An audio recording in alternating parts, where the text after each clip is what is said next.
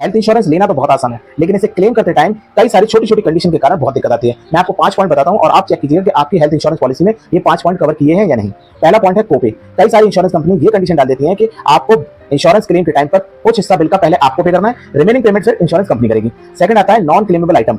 कई सारी insurance company ये कंडीशन डालती है कि हम नॉन क्लेमेबल आइटम जैसे कि ग्लव्स, मास्क, सिरिंज, इन सारे आइटम का आपको क्लेम नहीं देंगे। तो आप चेक कीजिए आपकी इंश्योरेंस पॉलिसी में नॉन क्लेमेबल आइटम का क्लॉज एप्लीकेबल है या नहीं है। तीसरा आता है आपका नेटवर्क हॉस्पिटल यानी कि कैशलेस हॉस्पिटल।